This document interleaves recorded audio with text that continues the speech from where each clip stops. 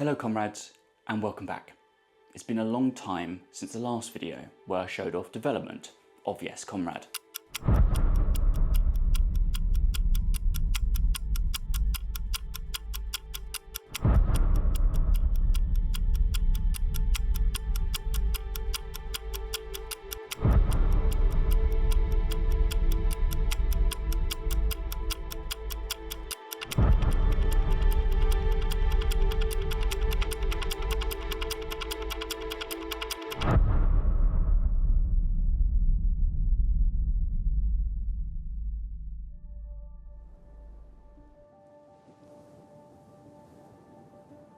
I just finished working quite a large event in March and I was exhausted, so I needed to go outside with friends before I then progressed further with the development of Yes Comrade for a launch later this year.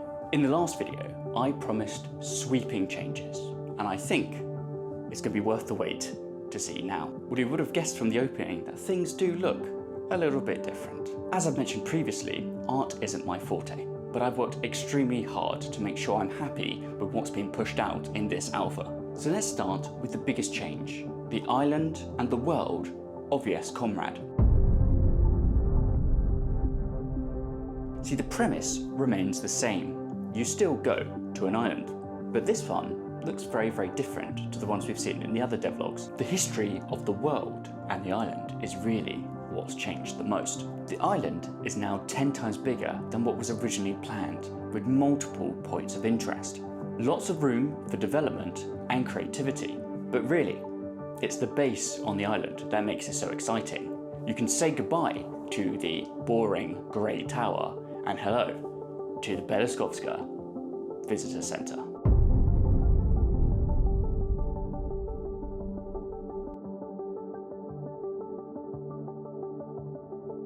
Designed meticulously to ensure all current and future features can shine, this building features 3.5 floors, including a canteen, a lounge, 2 dormitories, a basement, including the room used for a major upcoming feature, and the command centre, with much more in there as well. There are many elements to still work on in the future. However, what we've got now is originally what I had planned all the way back in February on the last devlog. But I guess you're wondering where this fits in to the new backstory. Well, comrades Dimitri and Seb very much were there before you, but what took place before that is really the main fundamental change. Previously, the island had allowed visitors to experience Beloskovska without visiting the mainland and with no Western interference. However, things started to go very, very wrong, and things plagued the island, meaning that it was abandoned and had to be completely shut down. Finally, the decision was made to place low-level coast guards on the island to aid in the security of the seas, gather foreign intelligence, and document any of these strange happenings on the island, all by using the visitor centre found on the island.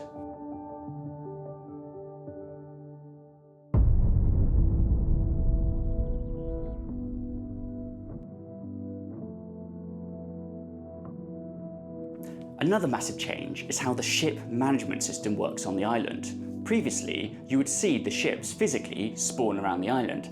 However, this has led to many development issues and gameplay issues which needed to be solved. Firstly, this led to a limitation for the size of the island. It meant that all the ships had to be visibly seen from the central tower and console, which meant the island couldn't be too big and therefore could be quite boring.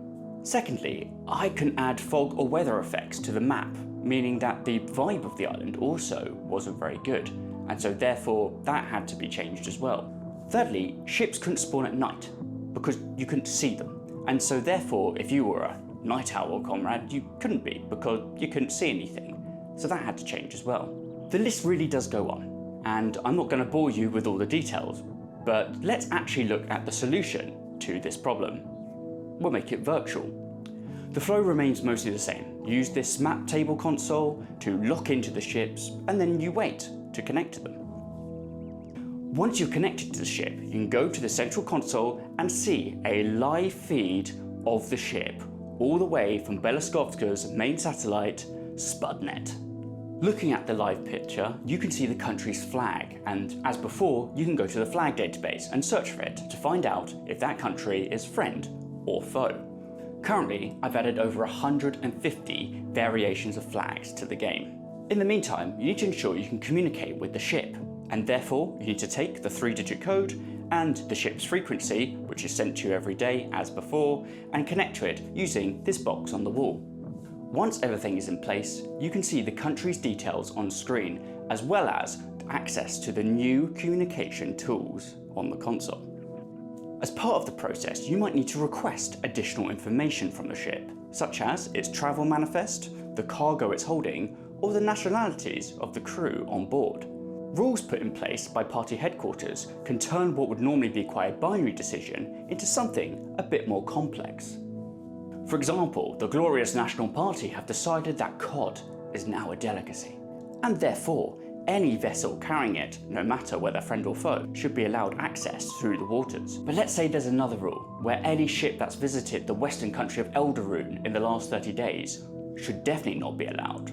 Well, now you've got something a bit more complex, and you've got to make a decision following the rules outlined by party headquarters. These rules can be created and retracted daily, so it's important you keep track of these things as time goes on. Speaking of keeping track, before we go on to the next cool feature, I want to show off this notice board, which I put around the base, which allows you to pin up notes for your fellow comrades and for you to help keep track of certain things.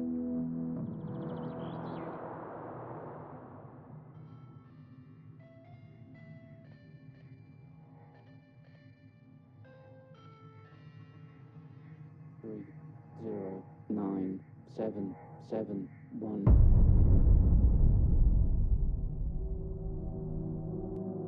You may be as freaked out as I am, but let's talk about a new job role in the game. While the Coast Guard are asking you to steer ships, the BIS, that's the Beloskovska Intelligence Service, are asking you to listen out for some communications. Unlike the ships, which are very much an active job role, this one is a bit more passive. Found in the lounge, this old radio, on first impression, doesn't seem to be working. But that's because it's not tuned in to listen out for the top 40. It's actually there to intercept foreign number stations. If you don't know what number stations are, they were predominantly used during the Cold War to communicate with spies in an encrypted and hidden way. These transmissions would just be numbers, but then the spy would use a codebook in order to translate it to find out what they needed to know. Famous real-life examples include the Lincolnshire Poacher and the Gong. Both of these examples played music before and sometimes after the communication. In Yes Comrade, your job is to listen out for these communications and transcribe them for the BIS. Once transcribed on some notepaper, you can use the scanner near the computer in the reception area to send it on to them. Points are awarded for successful transcription. Just don't send too many wrong ones, okay? The music from the number station is original and produced by Johnny, who started work on the music and sound for the game recently. He hopefully will join us on a future devlog to talk about what he's been working on, but so far he's worked on an amazing main theme for the game, the number stations, and some of the tracks you might find on the concepts, as well as some atmospheric music that plays at the night and during the day. Just having his music already in the game while playtesting has been absolutely incredible, and I can't wait for you to listen to it in the future. In an upcoming update, the two jobs will be joined by a third one, but this time working for CARE, the Centre for Anomaly Research and Extermination. You can see I like acronyms. I don't want to reveal too much in this devlog, but I think it will tie the whole game together once this third one's added. So that closes off this devlog. It's been a long journey to get to this point, but I can't explain how much better position the game's development is in now. Every day has been progress towards releasing a game which will be ready for early access to be released on Steam later this year. Liking the video, commenting or subscribing also does a lot for me with this video. If you haven't wishlisted the game on Steam yet, which will help me massively, you can also find a link in the description. Thank you to all the friends and supporters who've motivated me over the last 4 months. I hope it's been worth the wait, and it won't be long until we see the next devlog for Yes Comrade. See you next time.